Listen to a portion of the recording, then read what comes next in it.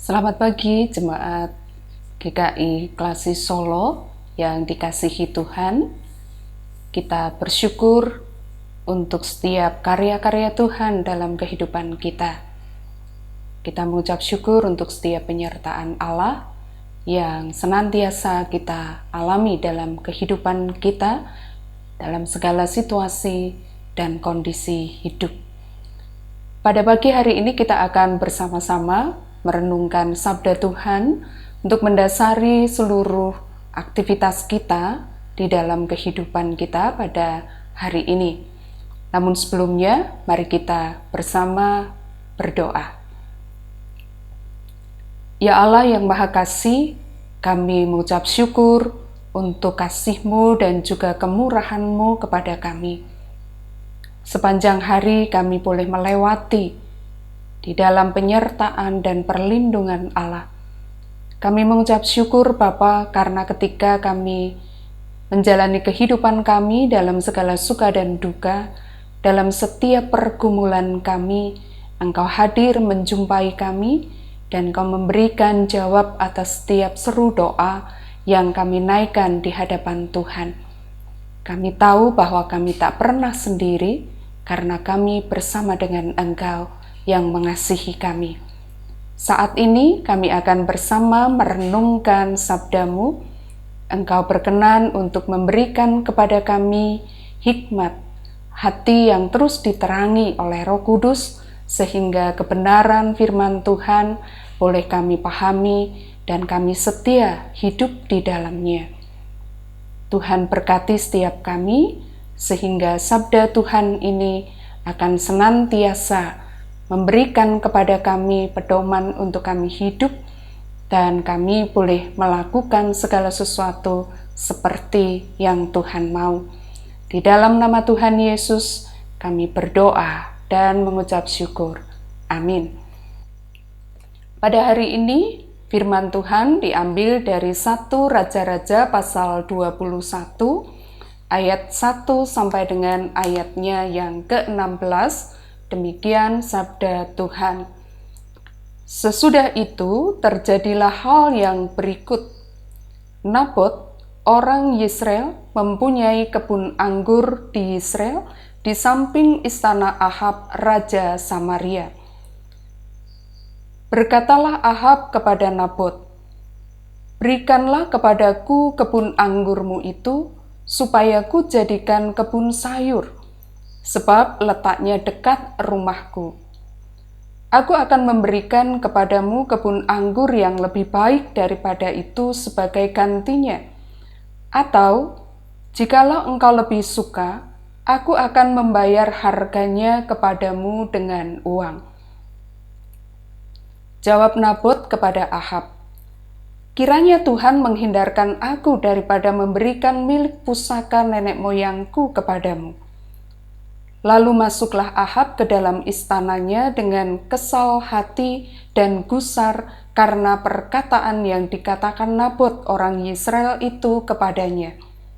"Tidak akan kuberikan kepadamu milik pusaka nenek moyangku." Maka berbaringlah ia di tempat tidurnya dan menelungkupkan mukanya dan tidak mau makan. Lalu datanglah Isbel istrinya dan berkata kepadanya, "Apa sebabnya hatimu kesal, sehingga engkau tidak makan?" Lalu jawabnya kepadanya, "Sebab aku telah berkata kepada Nabot orang Yisrael itu, berikanlah kepadaku kebun anggurmu dengan bayaran uang, atau jika engkau lebih suka, aku akan memberikan kebun anggur kepadamu sebagai gantinya." Tetapi sahutnya, "Tidak akan kuberikan kepadamu kebun anggurku itu." Kata Isabel istrinya kepadanya, "Bukankah engkau sekarang yang memegang kuasa raja atas Israel? Bangunlah, makanlah, dan biarlah hatimu gembira. Aku akan memberikan kepadamu kebun anggur Nabot orang Yisrael itu." Kemudian ia menulis surat atas nama Ahab, memeteraikannya dengan meterai raja, lalu mengirim surat itu kepada tua-tua dan pemuka-pemuka yang diam sekota dengan Nabot. Dalam surat itu ditulisnya demikian, "Maklumkanlah puasa dan suruhlah Nabot duduk paling depan di antara rakyat. Suruh jugalah 2 orang dursila duduk menghadapinya, dan mereka harus naik saksi terhadap dia dengan mengatakan, 'Engkau telah mengutuk Allah dan Raja.' Sesudah itu bawalah dia keluar dan lemparilah dia dengan batu sampai mati." Orang-orang sekotanya, yakni tua-tua dan pemuka-pemuka yang diam di kotanya itu, melakukan seperti yang diperintahkan Isabel kepada mereka, seperti yang tertulis dalam surat yang dikirimkannya kepada mereka. Mereka memaklumkan puasa dan menyuruh Nabot duduk paling depan di antara rakyat. Kemudian datanglah 2 orang, yakni orang-orang dursila itu, lalu duduk menghadapi Nabot. Orang-orang dursila itu naik saksi terhadap Nabot di depan rakyat, katanya, "Nabot telah mengutuk Allah dan Raja." Sesudah itu mereka membawa dia keluar kota, lalu melempari dia dengan batu sampai mati. Setelah itu mereka menyuruh orang kepada Isabel mengatakan, "Nabot sudah dilempari sampai mati." Segera sesudah Isabel mendengar bahwa Nabot sudah dilempari sampai mati, berkatalah Isabel kepada Ahab, "Bangunlah, ambillah kebun anggur Nabot, orang Yisrael itu menjadi milikmu, karena Nabot yang menolak memberikannya kepadamu dengan bayaran uang sudah tidak hidup lagi. Ia sudah mati." Segera sesudah Ahab mendengar bahwa Nabot sudah mati, ia bangun dan pergi ke kebun anggur Nabot, orang Yisrael itu, untuk mengambil kebun itu menjadi miliknya.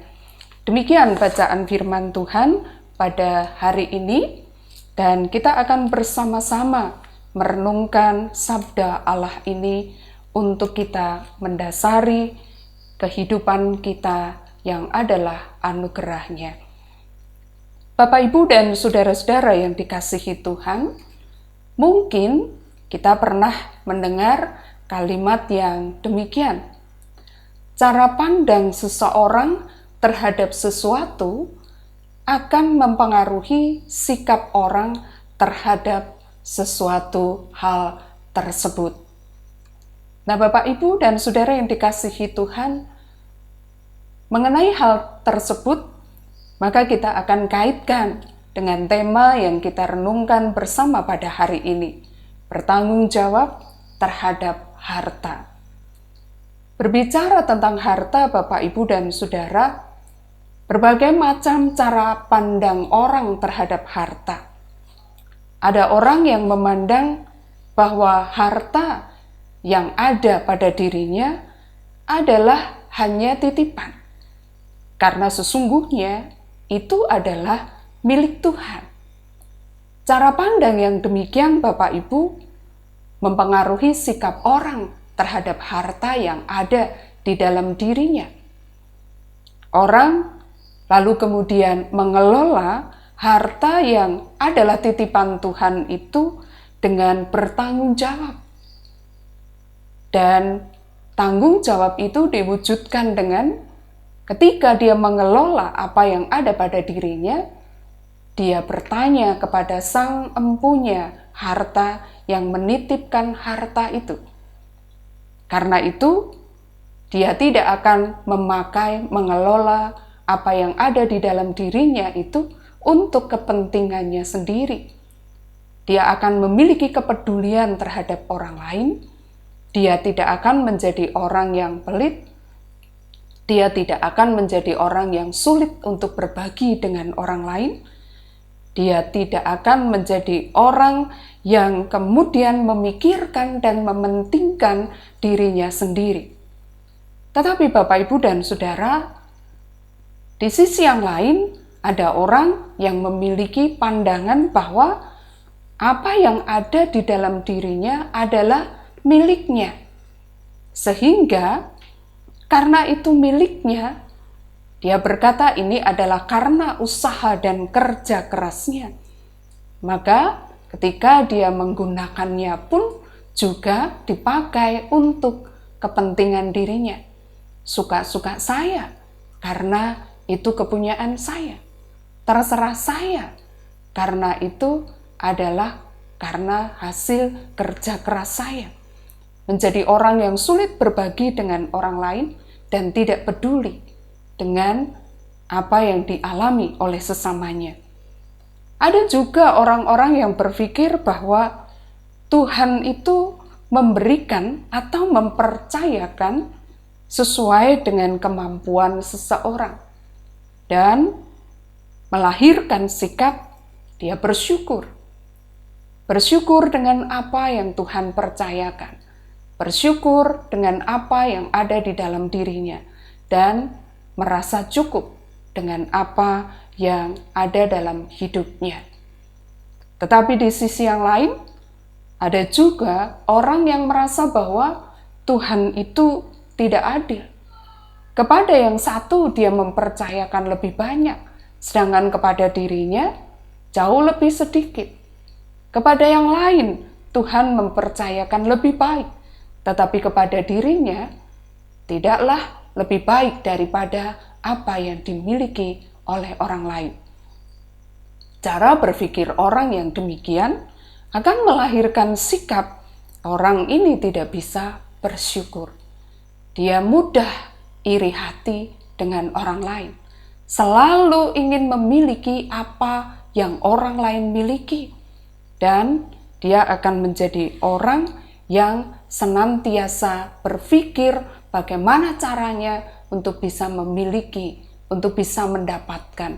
Entah apapun caranya, yang penting dia mendapatkan. Bapak, Ibu, dan Saudara yang dikasihi Tuhan, hari ini kita akan belajar dari Ahab dan juga Nabot. Bagaimana Ahab menyikapi dan memandang apa yang ada di dalam dirinya. Bapak, Ibu, dan Saudara, kalau bicara soal apa yang ada dalam diri Ahab, sebagai seorang raja, apa sih yang tidak ada di dalam dirinya? Kekuasaan dia punya, kekuatan dia ada, kekayaan pasti bersamanya. Apa yang kurang? Tidak ada yang kurang sebetulnya. Tetapi Bapak, Ibu, dan Saudara, ketika Ahab melihat ada kebun anggur milik Nabot yang ada di dekat rumahnya, dia memandang yang menjadi milik orang lain itu sebagai sesuatu yang sangat baik.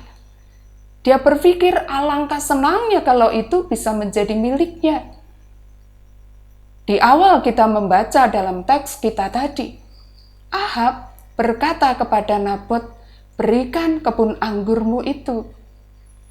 Kalau mau dibayar dengan uang, maka dia akan bayar dengan uang. Tetapi jikalau Nabot mau ditukar dengan tanah yang lain, maka Ahab juga siap untuk menukar dengan tanah yang lain." Apapun yang dia mau ketika dia melihat milik orang lain itu jauh lebih baik, milik orang lain itu jauh lebih indah, milik orang lain itu jauh lebih menyenangkan. Rasa ingin memiliki itu membuat dia kemudian berusaha untuk mendapatkan apa yang dia inginkan. Dia tidak lagi bisa menguasai keinginannya. Tetapi apa yang bisa dibuat oleh Ahab? Dia tidak bisa berbuat apapun. Dia memang seorang raja. Dia memang punya kekuatan dan kekuasaan. Tetapi dia tidak bisa berbuat untuk mewujudkan apa yang menjadi keinginannya. Ingin memiliki kebun anggur Nabot. Tetapi Bapak, Ibu, dan Saudara, ada di sisinya orang yang sangat penting bagi dia, yaitu Isabel yang adalah istrinya. Bapak, Ibu, dan Saudara, jika banyak orang berkata bahwa Perempuan itu adalah kaum yang lemah. Yang kuat itu adalah laki-laki. Tetapi kita lihat di dalam peristiwa ini, siapa yang kuat? Isabel. Ahab ketika keinginannya itu tidak bisa terpenuhi, maka yang dia lakukan adalah kesal hati. Lalu kemudian tidak mau makan. Dia tidur menelungkupkan badannya. Hanya itu yang dia bisa lakukan. Tetapi Isabel jauh lebih kuat. Dan Isabel berkata, kamu kan seorang raja. Apa yang kamu inginkan, apa yang tidak bisa terpenuhi? Dan dia memberikan jalan keluarnya. Dia bertindak, bukan hanya berbaring menelungkupkan badan seperti Ahab. Memang Isabel kuat, tapi dalam hal ini bukan kekuatan yang baik. Memang dia mendukung suaminya, tetapi bukan dukungan yang baik, bukan sikap yang benar. Bapak, Ibu, dan Saudara yang dikasihi Tuhan, dan pada akhirnya dengan kelicikannya, dengan caranya, dengan kejahatannya, maka Isabel mewujudkan keinginan Ahab. Ahab pun juga senang mendapatkan kebun anggur Nabot. Sekali lagi Bapak, Ibu, dan Saudara, apa yang tidak dimiliki oleh Ahab sebagai seorang raja? Harusnya dia sebagai seorang raja, dengan kekuatannya, dia menjadi pelindung bagi rakyatnya. Harusnya sebagai seorang raja, dengan kekayaannya, dia menjadi orang yang peduli dengan kemakmuran dan kesejahteraan rakyatnya. Harusnya dengan kekuasaannya, dia sebagai seorang raja melindungi rakyatnya. Tetapi ternyata bukan itu yang dilakukan oleh Ahab. Rasa ingin memiliki itu terlampau besar. Bukan hanya terhadap apa yang sudah ada di dalam dirinya, tapi ingin memiliki milik orang lain juga. Tidak mensyukuri apa yang ada dalam dirinya, tidak bertanggung jawab, dan tidak juga menjadi pengelola yang benar atas apa yang dipercayakan kepada dirinya. Dan bagaimana dengan Nabot? Nabot sebagai orang biasa, sebagai rakyat yang sederhana. Dia tidak punya banyak. Mungkin kebun anggur itu adalah satu-satunya miliknya. Tetapi Bapak, Ibu, dan Saudara, ketika Nabot itu ditawari dengan uang, dengan kebun anggur yang lain, mungkin kalau misalnya pada waktu itu Nabot berkata, oke, saya minta kebun anggur, tapi yang lebih luas. Karena keinginan Ahab yang begitu besar, bisa jadi dia akan berikan untuk Nabot. Tetapi Nabot tidak mau melepaskan tanah pusakanya. Dia menjaga apa yang dipercayakan kepada dirinya. Dia tidak tertarik, dia tidak tergoda dengan tawaran, tetapi dia mempertahankan sebagai bentuk tanggung jawabnya atas apa yang dipercayakan kepadanya. Bapak, Ibu, dan Saudara yang dikasihi Tuhan, dalam Imamat 25 ayatnya yang ke-23 dikatakan supaya tidak menjual tanah, karena Tuhanlah pemilik tanah itu. Jadi Bapak, Ibu, dan Saudara, kalau kita melihat dari sana, Nabot ini adalah seorang yang menunjukkan pemahaman imannya dan menunjukkan ketaatannya. Dia memiliki hak sepenuhnya terhadap apa yang jadi miliknya. Dan dia memiliki hak sepenuhnya untuk memperjuangkan apa yang ada dalam dirinya. Tetapi lebih daripada itu, dia tahu bahwa tanah pusaka itu mesti harus dipertahankan. Tanah pusaka itu mesti harus dijaga. Nabot tahu itu adalah milik Tuhan yang dipercayakan kepada dirinya dan harus dijaga dengan baik, dikelola dengan baik. Nah, Bapak, Ibu, dan Saudara yang dikasihi Tuhan, sedikit atau banyakkah yang Tuhan percayakan kepada kita? Entah sedikit atau banyak, tergantung dari bagaimana cara pandang kita terhadap apa yang Tuhan percayakan kepada kita. Tergantung dari bagaimana cara kita berpikir tentang sesuatu yang Dia percayakan kepada kita. Jika kita memandang dengan benar, maka kita akan bersikap dengan benar juga. Jika kita memiliki pemikiran yang benar, maka kita juga akan bersikap yang benar juga.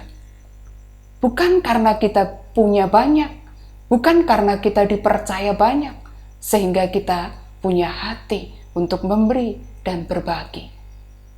Tetapi tergantung dari bagaimana kita memandang dan berpikir tentang apa yang ada di dalam diri kita. Sepanjang kita masih berkata, ini milik saya, ini karena kerja keras dan usaha saya, sekalipun kita punya banyak, semakin sulit justru untuk kita berbagi kepada yang lain. Semakin sukar justru untuk kita memberi kepada orang lain. Terserah saya, karena ini milik saya. Suka-suka saya, karena ini adalah kepunyaan saya. Bapak, Ibu, dan Saudara, apa yang ada dalam kita adalah titipan Tuhan, kepunyaan Tuhan, karena kasih Tuhan, karena kepercayaan Tuhan. Jadilah pengelola yang bertanggung jawab. Bersyukur dengan apa yang ada dalam diri kita, sehingga kita tidak ingin memiliki apa yang dimiliki oleh orang lain. Kita tidak menjadi marah ketika orang lain memiliki sesuatu, tapi kita akan turut merasa senang ketika orang lain bisa memiliki dan mendapatkan yang lebih baik di dalam kehidupan mereka. Jadilah saluran berkat Tuhan dengan apa yang Tuhan percayakan dalam kehidupan kita. Kiranya Tuhan Yesus memberkati dan memperlengkapi kita menjadi saluran berkat Tuhan. Mari kita berdoa. Ya Allah, kami bersyukur untuk firman-Mu yang Kau sampaikan kepada kami saat ini. Tuntunlah kami untuk kami tinggal diam dalam firman-Mu. Hati kami melekat kepadamu, bukan melekat kepada apa yang Engkau percayakan kepada kami. Jadikanlah kami sebagai pengelola yang bertanggung jawab atas apa yang Engkau percayakan kepada kami. Janganlah kami menjadi orang-orang yang terikat dengan harta, tetapi kami menguasai harta untuk kami pakai sebagai sarana untuk menyatakan kasih-Mu kepada sesama kami yang saat ini sangat membutuhkannya. Tuhan, berkati untuk bangsa dan negara kami di dalam memasuki masa-masa new normal ini, supaya apa yang diupayakan, yang dipersiapkan, yang dilakukan, itu akan mendatangkan kebaikan. Tuhan berkati untuk setiap orang yang terus berjuang bagi bangsa dan negara ini. Berkati juga untuk setiap gereja-gereja Tuhan di dalam segala persiapan, supaya kami boleh sungguh-sungguh mempersiapkan diri dengan baik. Kami boleh sungguh-sungguh memperhatikan segala sesuatu dengan baik, sehingga ketika kami memulai pelayanan kami, ibadah dengan tatap muka, semua itu akan mendatangkan kebaikan dan kemuliaan bagi nama Tuhan.